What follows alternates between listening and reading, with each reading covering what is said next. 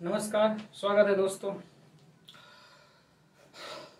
कल की क्लास में हमने फंडामेंटल राइट्स की बात की थी, मौलिक अधिकारों की बात की थी, जिसके अंतर्गत हमने मौलिक अधिकारों की डेफिनेशन क्या होती है और विभिन्न प्रावधान कैसे संबंधित दिए गए हैं वो सारे हमने पढ़े थे। उनकी प्रकृति क्या है, उनकी पृष्ठभूमि क्या है, ठीक है, उनके प्रकार की।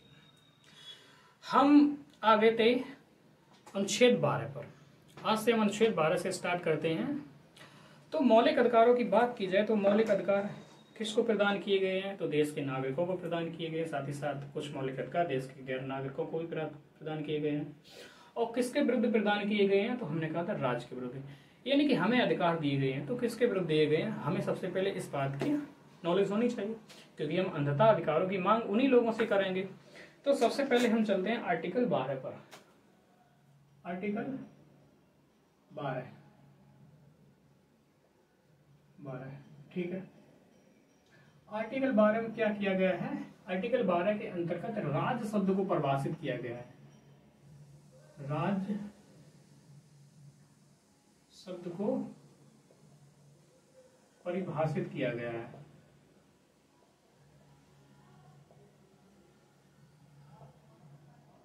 ठीक है, क्योंकि मौलिक अधिकार किसको दिए गए हैं? नागरिकों को दिए गए हैं।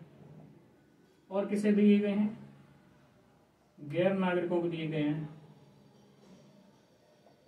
ठीक है, किसके विरुद्ध दिए गए हैं? तो राज्य के विरुद्ध दिए गए हैं। यानी कि राज्य के लिए इनकी प्रकृति नेगेटिव और नागरिकों के लिए इसकी प्रकृति पॉजिटिव है। तो अब हम सीधे आ जाते हैं कि आर्टिकल 12 में राज्य शब्द से क्या मतलब। तो राज्य शब्द के अंतर्गत आपकी जो केंद्रीय सरकार है या फिर संसद है वो आ जाती है। केंद्र सरकार यानी कि भारत सरकार है। आपको नौकरी नहीं मिल रही है, रोजगार आपका एक अधिकार है, ठीक है, आजीविका आपका एक अधिकार है, आपको नौकरी नहीं मिल रही है, आप धरना प्रदर्शन देते हैं, किन से मांग करते हैं? तो सरकार से मांग करते हैं ना। कोई आपको कानून चाहिए, यूनिफॉर्म सिविल कोड काफी सुर्खियों में है आजकल, ये कानून चाहिए, तो आप किससे मांग करते हैं? आप मांग करते हैं संसद से। ठीक है, दूसरा आपकी विभिन्न राज्य सरकारें हैं, साथ ही साथ राज्य की जो विधायिकाएं हैं, जो विधानसभाएं हैं, इनसे आप मांग करेंगे। ठीक है ना, केंद्र सरकार है या संसद है, राज्य सरकार है, विधायिकाएं हैं, स्थानीय सरकारें हैं, उनसे भी बहुत सारी मुद्दों की मांग की जाती है। बहुत सारे मामलों में स्थानीय सरकारें हैं, चाहे वो पंचायतें हों, चाहे वो नगर निगम वगैरह हों, परिषद मान के चलते। ठीक है, तो ये सारे क्या हैं? ये सारी वो चीजें हैं जो राज्य शब्द के अंतर्गत आते हैं। ठीक है, जब मूल संविधान बना था उस समय तो इतना ही दिया गया था कि राज्य शब्द के अंतर्गत कौन आएगा? केंद्र सरकार आएगी, संसद आएगी, राज्य सरकार आएगी, विधायिका आएगी, स्थानीय सरकार है, लोकल बॉडीज वो आएंगी। और चौथा एक शब्द डाल दिया गया था कि अन्य प्राधिकारी।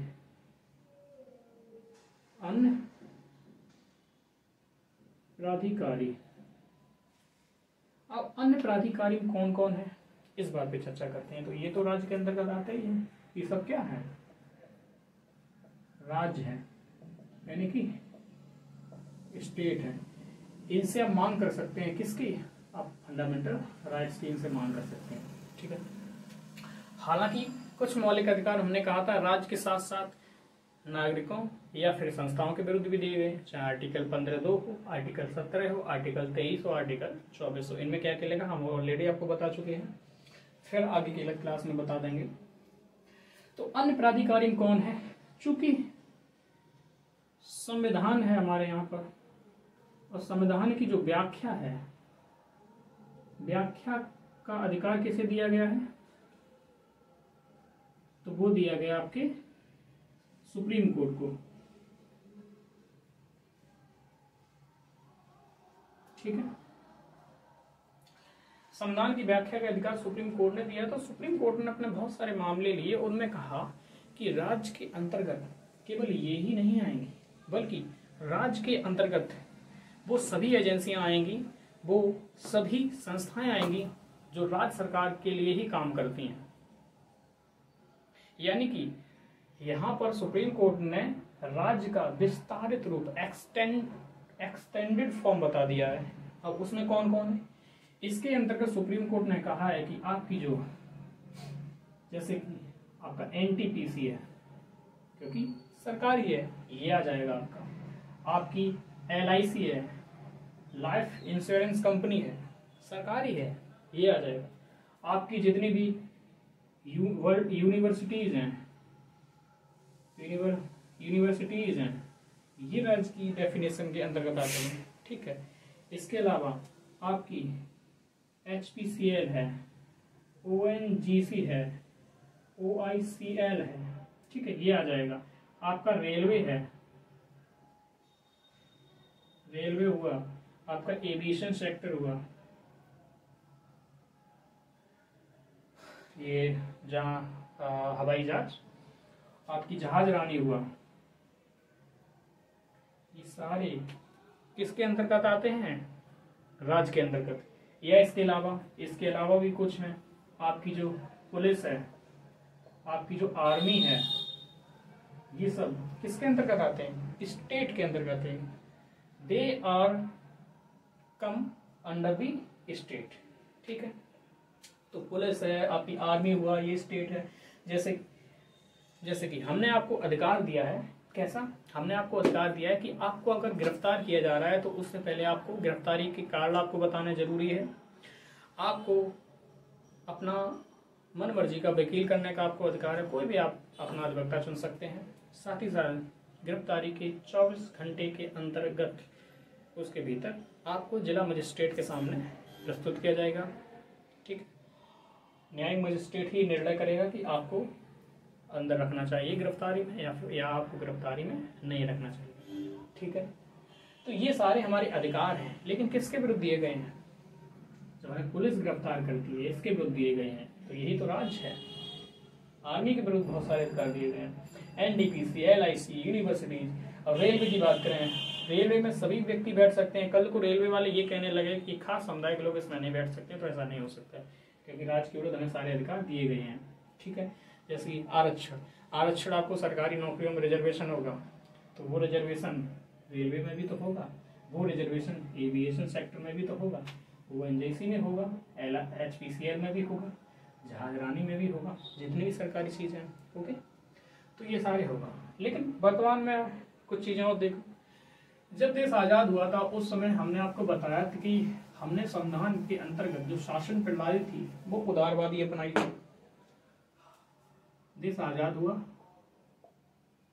हमने क्या किया, जो देश की शासन प्रणाली थी वो हमने कैसी अपनाई थी, उदारवादी। ठीक है, हमने लोगों को समानता का अधिकार दिया, हमने न्याय का अधिकार दिया, चाहे हमारा वो स्वतंत्रता हो। ठीक है, विधि का शासन, लोकतंत्र, डेमोक्रेसी, बहुत सारी चीजें हैं। तो शासन प्रणाली हमारी उदारवादी सिद्धांतों पर आधारित थी, जिसमें व्यक्ति को प्रधान माना जाता है, ना कि समुदाय को। लेकिन हमने जो उद्देश्य अपनाए थे, जो हमारे टारगेट थे, वो थे हमारे समाजवादी उद्देश्य जो थे। कैसे थे, समाजवादी। जैसे कि हमने कहा समानता, न्याय, समावेशी विकास, ठीक है, लोक कल्याण इत्यादि, ये सारी बातें कही थी। ठीक, उस समय क्या था, समाजवादी का शासन प्रणाली होती है समाजवादी, वहां का जो राज्य होता है ना, राज्य, तो राज्य की जो परिधि होती है बहुत व्यापक होती है परिधि। लेकिन जैसे जैसे हम उदारवाद की ओर बढ़ते हैं, राज्य की परिधि कम होती जाती है। इसका मतलब क्या है, थोड़ा समझ लेते हैं। ठीक है, राज्य, यहाँ बात करते हैं 1990। 1990 से पहले का राज्य और 1990 के बाद का राज्य। ठीक है, ये पूर्व 1990 और ये 1990 के बाद। ठीक है, तो 1990 से पहले राज्य का जो दायरा होता था इतना बड़ा होता था, क्योंकि जो प्राइवेट एंटिटीज होती हैं, निजी क्षेत्र है, उसको बहुत ज्यादा अधिकार नहीं थे। जितने भी अधिकार थे सारे आधारभूत उद्योगों की बात करें या फिर डेवलपमेंट की बात करें, सारा जो दारोमदार था राज्य के हाथों में था, यानी सरकार के हाथों में था। लेकिन 1990 में क्या हुआ, 1990 के बाद हमने क्या एलपीजी अपनाया, निजीकरण, ठीक है, उदारीकरण, निजीकरण और वैश्वीकरण, हमने ये अपनाया। इसके बाद राज्य क्या हुआ, राज्य का दायरा घटा, अब राज्य ऐसा हो गया और धीमे धीमे ये राज्य का दायरा क्या हो रहा है, कमी हो रहा है। अभी इतना हो जाएगा, फिर इतना हो जाएगा, अंततः इससे हो क्या रहा है, एंड ऑफ द डे इससे हो ये रहा है कि अगर राज्य का दायरा घटेगा, राज्य का दायरा कम होगा, तो आपको जो अधिकार दिए हैं उनका भी दायरा कम होगा, आपके जो अधिकार हैं का दायरा है वो भी तो कम होगा। क्यों? क्योंकि अधिकार हमें किसके विरुद्ध दिए गए, राज्य के विरुद्ध। अगर राज्य ही सीमित होता जा रहा है तो अधिकार भी तो सीमित हो जाएंगे। तो वर्तमान में ये हो रहा है, पहले राज्य का दायरा बड़ा था तो अधिकार भी काफी ज्यादा थे, अब राज्य का दायरा कम हो रहा है तो अधिकार भी कम होते जा रहे हैं। फॉर एग्जाम्पल रिजर्वेशन की बात करें, 1990 के बाद से जो हमारा जो सरकारी नौकरियां हैं वो कितनी संख्या उनकी कम होती जा रही है, क्योंकि निजी क्षेत्र को आगे बढ़ाया जा रहा है, हर फील्ड में निजीकरण को आगे बढ़ाया जाए, पीपीपी का मॉडल भी आ गया, ठीक है, पब्लिक प्राइवेट पार्टनरशिप। तो निजी क्षेत्र आगे बढ़ रहा है तो सरकारी क्षेत्र हो गया पीछे हट रहा है, यानी कि राज्य का दायरा कम हो रहा है। तो रिजर्वेशन, अगर हमने आपको रिजर्वेशन दिया है और उधर सरकारी नौकरियां कम होती जा रही हैं, तो रिजर्वेशन का मतलब क्या है, यानी कि हमने आपको यहाँ पे देख लेते हैं, हमने आपको क्या किया है, रिजर्वेशन दिया है, वहीं जो सरकारी नौकरियां हैं, गवर्नमेंट जो जॉब्स हैं कम होती जा रही हैं, तो इसका मतलब क्या है, इसका भी तो मतलब कुछ नहीं रह जाता ना। तो इस वर्तमान में ये हो रहा है। अब आ जाते हैं आर्टिकल 13 पर, अनुच्छेद 13। अनुच्छेद 13 में कोई अधिकार तो नहीं देता है आपको अनुच्छेद 12 की तरफ, बस ये देता है कि आपके अधिकारों को कोई खत्म ना कर सके, कोई सीमित ना कर सके।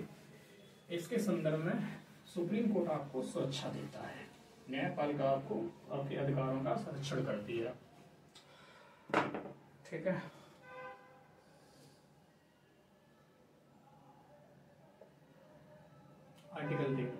आर्टिकल 13 मुख्य तौर पे 4 बातें करता है। एक आर्टिकल 13(1), 13(2),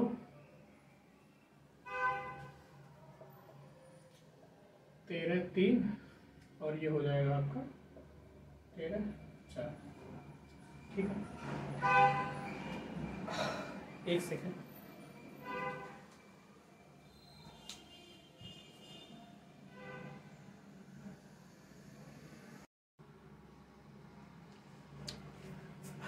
तो आर्टिकल 13(1) की बात करें तो आर्टिकल 13(1) बात करता है पूर्व संवैधानिक विधियों की, पूर्व संवैधानिक विधि की,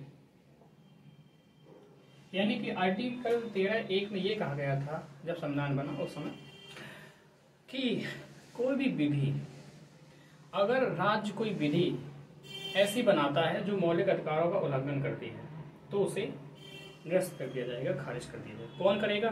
कोर्ट कर देगा। यानी कि कोई भी विधि संविधान निर्माण होने से पहले, कोई भी विधि संविधान निर्माण होने से पहले अपने अस्तित्व में है और उसकी वजह से मौलिक अधिकारों का उल्लंघन हो रहा है, तो जिस सीमा तक किसी भी मौलिक अधिकार का उल्लंघन हो रहा है उस सीमा तक उस विधि को समाप्त कर दिया जाएगा, ठीक, ये कहा गया था। जैसे कि कोई ये विधि चल रही है, ठीक है, और ये हमने मौलिक अधिकार बना दिए, ये हमारे मौलिक अधिकार है, ये क्या है, फंडामेंटल राइट्स हैं, और ये कोई विधि है, कोई विधि है, और विधि भी कब की है? संविधान के लागू होने से पहले, पूर्व संवैधानिक विधियां, ठीक है। अब हमारा जो इतना जो अधिकार, जो फंडामेंटल राइट्स है, इसका उल्लंघन कर रही है ये विधि, तो अब कोर्ट क्या करेगा? कोर्ट सीधा ये कह रहा है कि आपकी ये विधि जो है ना, इतनी तो आपकी विधि बच जाएगी। जो ये विधि है ये आपकी छोड़ देंगे, बाकी जो ये वाली विधि है जो अधिकारों का उल्लंघन कर रही है, इसको हम खारिज कर देंगे, समाप्त कर देंगे। बात समझ में आ रही है? तो जिस सीमा तक कोई भी विधि मौलिक अधिकारों का उल्लंघन कर रही है तो उस सीमा तक उस विधि को खारिज कर दिया जाएगा, समाप्त कर दिया जाएगा। इसी क्रम में एक केस आता है, बीकाजी नारायण केस आता है। बीकाजी नारायण वर्सेस मध्य प्रदेश राज्य,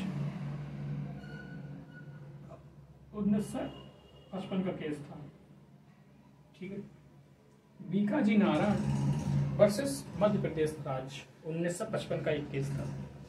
तो इसमें क्या होता है, इसमें सुप्रीम कोर्ट ने अपनी जो ये यहाँ पे जो उसने सिद्धांत था, जो यहाँ पर बातें लिखी थी संविधान में, उसमें थोड़ा सा चेंजमेंट किया, लेकिन थोड़ा सा क्या किया, उसने ये कहा कि जो पूर्व संवैधानिक विधियां हैं और उनकी वजह से किसी मौलिक अधिकार का अगर उल्लंघन हो रहा है तो वह विधि उस सीमा तक या फिर पूरी समाप्त नहीं होगी, बल्कि मौलिक अधिकार उस सीमा तक उसको ढक लेंगे जिस सीमा तक वो विधि मौलिक अधिकारों को उल्लंघन कर रही थी। फॉर एग्जाम्पल, फिर एक बार बताते हैं आपको, ये है आपकी विधि है, ठीक है, ये आपकी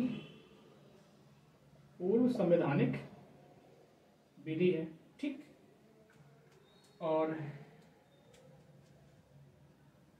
ये आपका क्या है, कोई मौलिक अधिकार है, फंडामेंटल राइट्स। अब हुआ क्या, इस विधि की वजह से इतने मौलिक अधिकारों के आपका उल्लंघन हो रहा है, ये जो मौलिक अधिकार है इतना उल्लंघन हो रहा है। तो सुप्रीम कोर्ट ने इसमें क्या कहा, Bikaji Narayan versus state of MP 1955 के केस में सुप्रीम कोर्ट ने कहा कि जो इतनी विधि है, इतनी, इसका तो कोई विरोधाभास ही नहीं है इससे, तो ये तो अपने अस्तित्व में बनी रहेगी। क्यों? क्योंकि इसकी वजह से किसी भी मौलिक अधिकार का उल्लंघन नहीं हो रहा, ठीक। लेकिन जो ये वाली जो इतनी विधि है, इतनी, ये वाली, ये विधि समाप्त नहीं होगी। ध्यान रखना, ये विधि समाप्त नहीं होगी, बल्कि मौलिक अधिकार से ही इस विधि को ढक दिया जाएगा। ये विधि मौलिक अधिकारों से ढक दी जाएगी। इसका मतलब ये है कि जिस दिन हमने ये मौलिक अधिकार समाप्त कर दिया, उस दिन ये विधि पुनः उभर कर सामने आ जाएगी, फिर उभर आएगी। Are you getting my point? हमने क्या किया है, कोई विधि को समाप्त नहीं किया है, बल्कि जितनी मौलिक अधिकारों का कोई विधि उल्लंघन कर रही थी, उतनी विधि को उन मौलिक अधिकारों से क्या हमने ढक दिया। यानी कि अब ये इतना काम नहीं करेगी फिलहाल में, ये तब तक काम नहीं करेगी जब तक ये मौलिक अधिकार रहेगा। इन केस ऑफ कभी ये मौलिक अधिकार हटा दिया तो ये विधि बन जाएगी। इसे दोबारा बनाने के लिए हमें कोई एक्ट पारित नहीं करना पड़ेगा। तो इसी सिद्धांत को इन्होंने नाम दिया principle of ethics, principle of आच्छादन का सिद्धांत।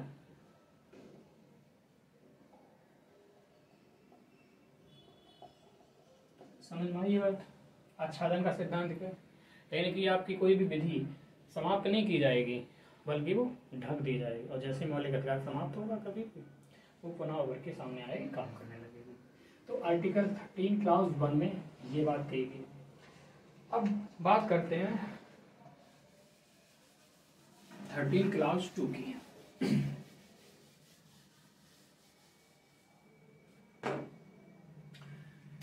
ये बात करती है उत्तर संवैधानिक विधियों की, पोस्ट कॉन्स्टिट्यूशनल लॉ की। उत्तर संवैधानिक विधियां, इसका मतलब क्या हुआ? इसका मतलब ये हुआ कि कोई भी कानून अगर बनाया जा रहा है जो मौलिक अधिकारों का उल्लंघन कर रहा है, तो जिस सीमा तक मौलिक अधिकारों का उल्लंघन किया जाएगा उस सीमा तक उस विधि को समाप्त कर दिया जाएगा। यानी कि राज्य कोई भी ऐसा कानून पारित नहीं कर सकता है जो आपके मौलिक अधिकारों का उल्लंघन कर रहा है। सीधी सी बात है, ठीक है। इसी को दे दिया है, इसी को एक नाम दे दिया है प्रिंसिपल ऑफ सेवरेबिलिटी।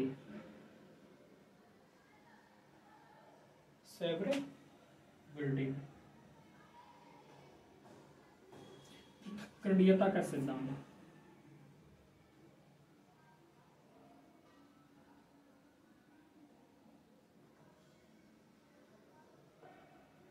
अब इसका मतलब समझ लीजिए। इसका मतलब ये है कि संसद है, उसने क्या किया, संसद ने एक कानून पारित किया, संसद ने एक कानून बनाया, कोई विधि बनाई, और विधि की दो व्याख्याएं हो रही हैं। विधि की कितनी? दो व्याख्याएं। पहली व्याख्या ये जो संविधान सम्मत है,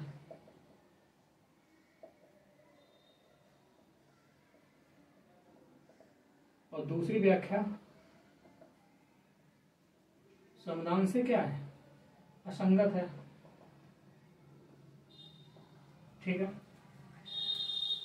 तो आर्टिकल 13(2) के तहत ही ये ही जो पावर है ना, ये जो पावर मिली है पूरी कोर्ट को, सुप्रीम कोर्ट को, इसी कहते हैं, एक नाम कहते हैं जुडिशियल रिव्यू।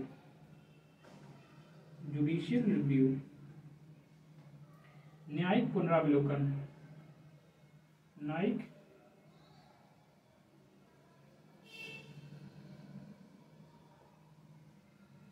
समीक्षा कहते हैं, न्यायिक पुनर्विलोकन कहते हैं।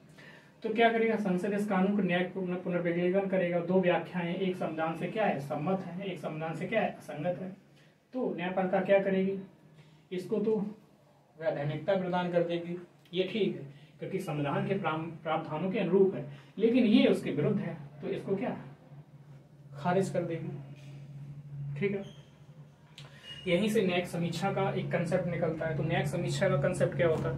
न्यायिक समीक्षा कंसेप्ट ये होता है कि अगर कार्यपालिका या फिर विधायिका कोई भी ऐसे कानून का निर्माण कर रही है, या फिर कोई ऐसी योजना या फिर कोई ऑर्डिनेंस है, कोई भी चीज जारी कर रही है जिससे कि व्यक्तियों के किसी मौलिक अधिकारों का उल्लंघन हो रहा है, या फिर वह संविधान में वर्णित प्रावधानों की प्रतिकूल है, उससे संगत नहीं है, उससे पूर्णतः असंगत है, तो ऐसे में न्यायालय उसको क्या करेगा? उसकी समीक्षा करेगा। अगर संविधान सम्मत है तो उसको वैधानिकता दे देगा, नहीं है तो खारिज कर देगा। इसी कहते हैं power of judicial review. Under the article 13 class 2। तो ये न्यायिक समीक्षा हो गई। अब भारत के संविधान में न्यायिक समीक्षा की बात करें तो पहले से ही ये बात की गई थी। हमारे मूल संविधान में भी 3 आर्टिकल हैं।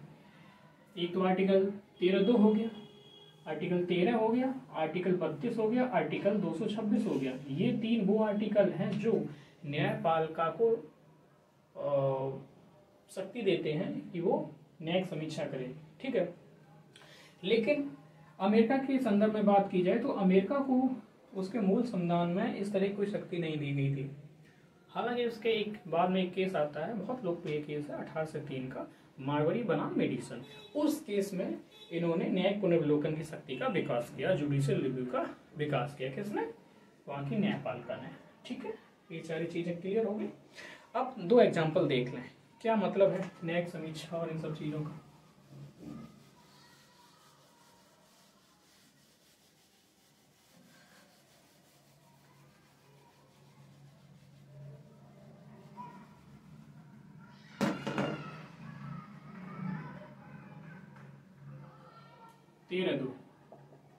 ठीक है, 13(2) आर्टिकल 13 ले लो, आर्टिकल 32 ले लो, आर्टिकल 226 सुप्रीम कोर्ट, इसमें हाई कोर्ट, ठीक है। यानी कि मौलिक अधिकारों का आपके उल्लंघन हुआ, इसके तहत सुप्रीम कोर्ट, इसके तहत हाई कोर्ट जा सकते हैं, ठीक है। पहला एक चंपकई दुराई राजन, बाद है 1950 का एक मामला आता है, चंपकम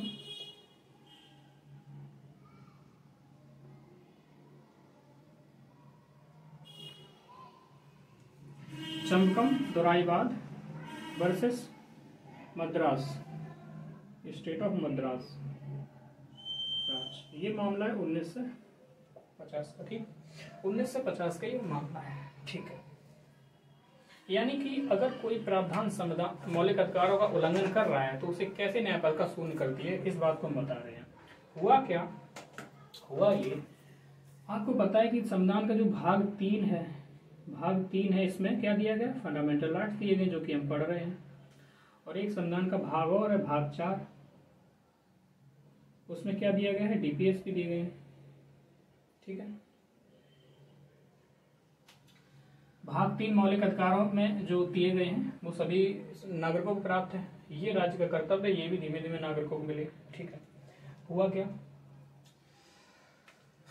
मद्रास राज्य ने क्या किया, मद्रास राज्य ने अपने मेडिकल कॉलेज में जाति के आधार पर कुछ जातियों को आरक्षण दे दिया, जो सामाजिक शैक्षिक रूप से या फिर आर्थिक रूप से पिछड़ी जातियां थी उनको जाति के आधार पर आरक्षण दे दिया, ठीक है। चंबकम दोराईराजन पहुंच गए, चंबकम दोराईराजन पहुंच गए कोर्ट में कि कोर्ट से कहा कि यहाँ तो हमारे किसी भी अधिकार को सुरक्षित नहीं रखा जा रहा है, यहाँ पे सारे अधिकारों का उल्लंघन हो रहा है। तो कोर्ट ने कहा कि बात बताओ आखिर बात क्या हुई है। तो उन्होंने कहा कि देखिए संपत्ति का अधिकार क्या है, तो कोर्ट ने कहा एक मौलिक अधिकार है, तो उसके उल्लंघन पे आप क्या करेंगे, उन्होंने कहा हम आपकी सुरक्षा करेंगे। लेकिन ये मद्रास राज्य तो हमारी सुरक्षा नहीं कर रहा है, ये तो हमारे मौलिक अधिकार को उल्लंघन कर रहा है। क्योंकि हुआ क्या, भाग 3 में एक अधिकार है 15(1) और एक है भाग 29(2), ठीक है। 15(1) में कहा गया कि राज्य किसी भी आधार पर नागरिक के साथ कोई भेदभाव नहीं कर सकता है।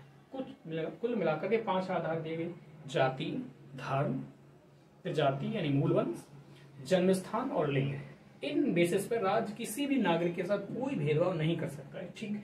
आर्टिकल 29(2) में क्या कहा गया, 29(2) में कहा गया है कि राज्य द्वारा जो भी वित्त पोषित संस्थाएं उनमें किसी भी जाति, धर्म या अन्य किसी भी आधार के साथ कोई भेदभाव नहीं किया जा सकता है, सभी को समान रूप से अधिकार है इसमें प्रवेश लेने का, दाखिला लेने का। तो जब आरक्षण, तो मेडिकल कॉलेज में जब आरक्षण दे दिए गए जाति के आधार पर, तो आर्टिकल 15(1) का उल्लंघन हुआ, 29(2) का उल्लंघन किया है।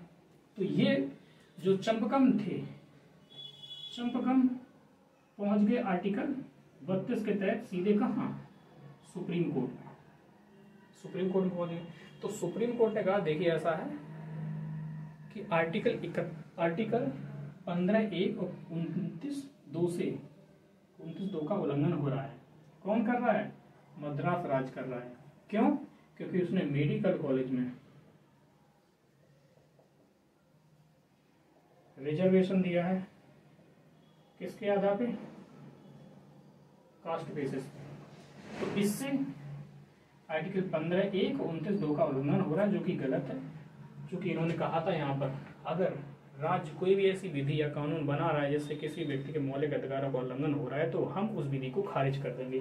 तो इन्होंने क्या किया, इन्होंने आर्टिकल 32 के प्रयोग से चंबकम यहाँ पहुंच गए, सुप्रीम कोर्ट ने इसको क्या कर दिया, खारिज कर दिया, खारिज कर दिया। अब मद्रास राज्य के सीएम आए, मद्रास राज्य के सीएम ने नेहरू से कहा कि जवाहरलाल नेहरू प्रधानमंत्री उस समय थे, नेहरू से क्या आप मतलब लोक कल्याण को आगे नहीं बढ़ाए, क्या सामाजिक कल्याण करने का आपका मन नहीं है, सामाजिक न्याय नहीं करना है। तो नेहरू ने कहा क्यों नहीं करना है, हमने तो कहा था आज़ादी की उस रात में ही कहा था 14 अगस्त की रात को कि हर एक भारतीय की आंखों से आंसू पहुंचने, इनकी हर एक आंसू, हर एक आंख से आंसू पहुंच देना है। तो उन्होंने ये बात कही थी। तो कैसे हो, तो उन्होंने कोई नहीं, हमारे पास अधिकार है। तो चूंकि जैसे कि बात की जाए तो आर्टिकल यहाँ पे 2 इंपॉर्टेंट है, आर्टिकल 46 है, आर्टिकल 37, राज्य को इन पर भी काम करना है। तो इन्होंने क्या किया, इन्होंने इनको लागू करने के लिए इनका उल्लंघन किया। इसमें क्या कहा गया है, इसमें कहा गया है कि राज्य सामाजिक एवं शैक्षिक रूप से पिछड़े वर्गों, अनुसूचित जाति एवं जनजातियों की शिक्षा के लिए विशेष प्रावधान करेगा, ठीक है। तो इसमें ये बात कहेगी। और आर्टिकल 37 में ये कहा गया कि जो भी डीपीएसपी हैं राज्य अपनी नीतियों में लागू करे और धीमे धीमे इनको व्यवहार में लाए। तो मद्रास राज्य ने तो आर्टिकल 46 और आर्टिकल 37 को व्यवहार में लाने के लिए ही ये मेडिकल कॉलेज में कास्ट के आधार पे क्या दिया, रिजर्वेशन दिया। लेकिन हुआ कैसे, मौलिक अधिकार 15(1) और 29(2) का उल्लंघन किया, और इन दोनों के उल्लंघन के आधार पर इसको बेस बना करके चमकम आर्टिकल 32 के तहत सुप्रीम कोर्ट पहुंच गई। सुप्रीम कोर्ट ने कहा कि ये तो गलत है, मौलिक अधिकार का उल्लंघन हो रहा है। इन्होंने इसको क्या कर दिया, खारिज कर दिया। तो नेहरू से कहा कि अब क्या होगा, तो नेहरू ने कहा कोई बात नहीं, इनके पास अगर आर्टिकल 13(2) है तो हमारे पास इससे बड़ी तोहफ है। क्या है, उनकी अरे ऐसी कौन सी तोहफ है, हमें ही बताओ। उन्होंने कहा कि हमारे पास आर्टिकल 368 है। मतलब क्या हुआ, कोर्ट ने कहा कि आप ऐसा नहीं कर सकते हो, आप किसी भी व्यक्ति के मौलिक अधिकारों का उल्लंघन नहीं कर सकते हो। क्यों, कोर्ट ने कहा कि हमारे पास आर्टिकल 13 है, आर्टिकल 32 है, आर्टिकल 226 है। सर नेहरू से कहा कि आपके पास क्या है, तो नेहरू ने कहा कि हमारे पास आर्टिकल 368 है। ठीक है, तो इन्होंने क्या किया, आर्टिकल 368 का प्रयोग करते हुए संविधान में संशोधन किया, जिसे कहते हैं प्रथम संविधान में संशोधन किया, और एक आर्टिकल जोड़ा, आर्टिकल 15 क्लॉज 4। उसमें सीधा लिख दिया कि राज्य यदि सामाजिक एवं शैक्षिक रूप से पिछड़े वर्गों, अनुसूचित जाति एवं अनुसूचित जनजातियों की प्रगति के लिए, विकास के लिए, उनके संरक्षण के लिए कोई प्रावधान करता है, कोई विशेष रक्षोपाय करता है, तो वह समानता का उल्लंघन नहीं होगा। ठीक है, तो जैसे ये डाल दिया, अब चमकम दुराईराजन कहे कि देखिए, सुप्रीम कोर्ट से कहा कि देखिए माय लॉर्ड की इन्होंने तो आपके डिसीजन को ही पलट दिया, अब आप क्या कहेंगे। तो सुप्रीम कोर्ट ने हाथ खड़े कर दिया, उन्होंने कहा कि देखो चमकम, अब हम कुछ नहीं कर सकते। ठीक है, उसमें पतंजलि शास्त्री उस समय वहाँ के कोर्ट के सीजीआई थे, उन्होंने कहा, पतंजलि शास्त्री ने कहा देखो अब हम कुछ नहीं कर सकते हैं, क्योंकि आर्टिकल जो 13 में जो आर्टिकल में बात की गई है विधि की, तो विधि अगर उल्लंघन कर रही है आपका मौलिक अधिकार का, तो तुम कुछ कर सकते हैं, लेकिन उसमें संविधान संशोधन जैसी शब्दावली का प्रयोग नहीं किया गया। इन्होंने क्या किया, आर्टिकल 368 के तहत संविधान में संशोधन ही कर दिया है, तो अब हम कुछ नहीं कर सकते। तो ये पूरी एक डिबेट रही थी चमकम दुराईराजन मद्रास राज्य में। ठीक है, आप देख सकते हो। दूसरा मामला आता है, दूसरा मामला एक और देख लो। एक दूसरा मामला आता है आपका 1967 का, काफी रोचक मामला, ये भी काफी रोचक है। एक था प्रिवी पर्स, एक प्रिवी पर्स का मामला था, एक था बैंक नेशनलाइजेशन।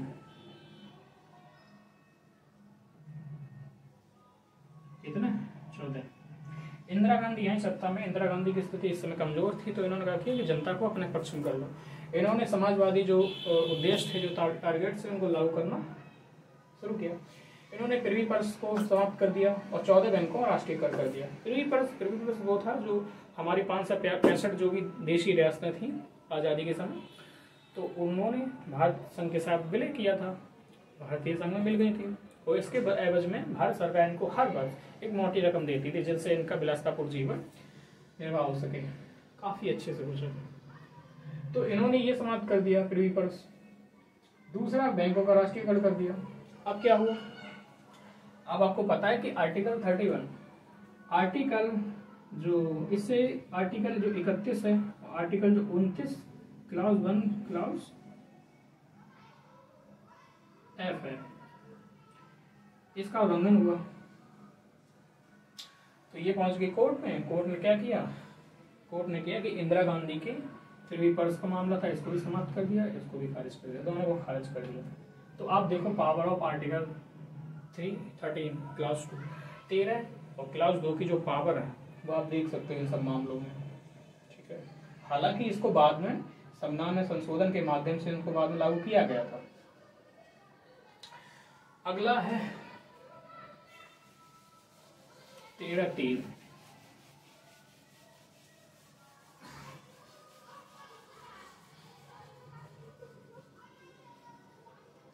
13(3) में विधि शब्द को परिभाषित किया गया है। 13(3) में विधि शब्द को परिभाषित किया गया। विधि आखिर में क्या, बार बार बात आ रही है कि विधि अगर पूर्व संवैधानिक होगी तो इस सीमा तक समाप्त कर देंगे, विधि अगर ऐसी बना रही है कोई भी तो मौलिक अधिकार जो उल्लंघन कर रही है हम समाप्त कर देंगे। तो विधि क्या है इसको जान लेते हैं, यानी कि लॉ क्या है, विधि क्या है। तो विधि के अंतर्गत इन्होंने कहा कोई भी कानून अगर संसद बना रही है, फिर राज्य की विधायिका बना रही है, कोई कार्यपालिका का आदेश है, कार्यपालिका का आदेश है, वो भी विधि में आ जाएगा। आपका ऑर्डिनेंस है, अध्यादेश है, वो आ जाएगा। यहाँ तक कि आपके कोई प्रस्ताव है, ठीक है, अधिसूचना है, इसमें प्रथा इनको भी सम्मिलित किया गया है। लेकिन एक एक्सेप्शन है कि जो पर्सनल लॉ है, ठीक है, पर्सनल लॉज हैं, इनको सम्मिलित नहीं किया गया और सभी को सम्मिलित किया गया विधि। तो विधि के अंतर्गत क्या है, आपकी जो कानून जो सरकार बना रही है, विधायिका बना रही है, वो भी है, कोई अधिसूचना जारी कर रही है, कोई ऑर्डिनेंस है, कोई परंपरा प्रथाएं हैं, इन सबको सम्मिलित किया गया। लेकिन पर्सनल लॉ को सम्मिलित नहीं किया गया। इसीलिए जो मुस्लिम पर्सनल लॉ बोर्ड है वो उसके संदर्भ में काम करता है और इससे किसी भी मौलिक अधिकारों का उल्लंघन होता है मुस्लिम महिलाओं में तो कोर्ट उसमें कुछ नहीं करता, दखलंदाजी नहीं देता है, आपने देखा हो। लेकिन धीमे धीमे इसमें भी अब छूट आ ही रहा है। तो आर्टिकल 13(4) है, आर्टिकल 13(4) में सीधा लिख दिया गया है कि अनुच्छेद 368 के तहत जो संशोधन किया जाता है तो ये विधि के दायरे में नहीं आएगा।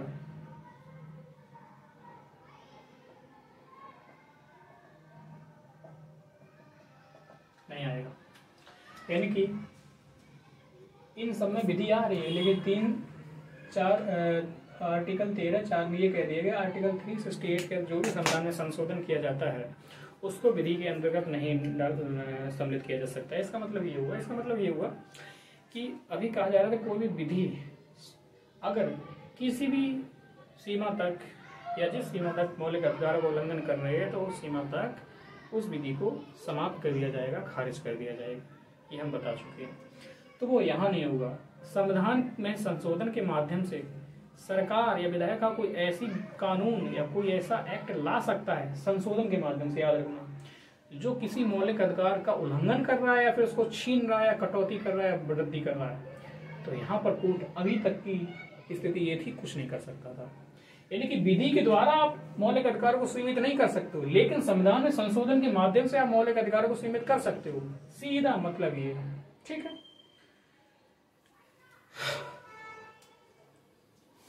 अब एक छोटा सा मामला और देख लेते हैं, छोटी सी बात है।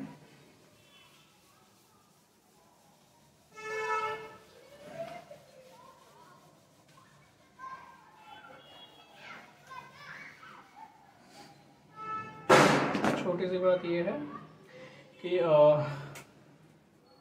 अमेरिकी न्यायिक पुनर्विलोकन न्यायिक समीक्षा जुडिशियल रिव्यू और भारतीय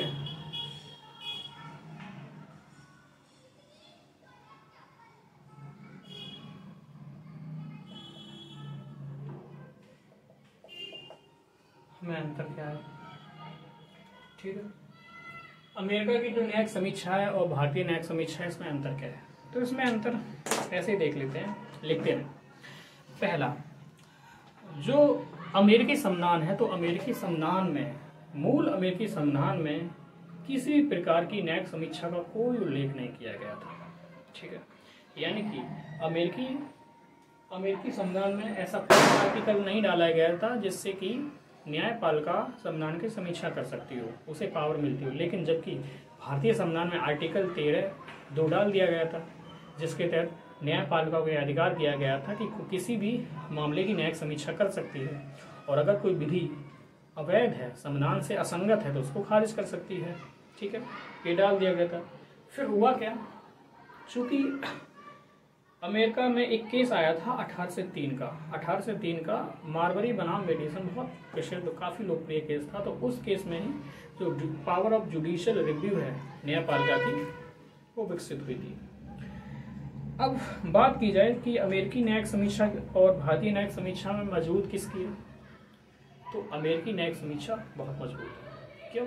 उसका आंसर ये है कि अमेरिका का जो संविधान है बहुत अनम्य प्रकृति का है, बहुत कठोर है, पहला। तो दूसरा, यह संविधान बहुत संक्षिप्त है, बहुत कम आर्टिकल है। ऐसे देख लीजिए कि जो मूल अमेरिकी संविधान उसमें कुल मिलाकर के 7 आर्टिकल थे, 7 आर्टिकल।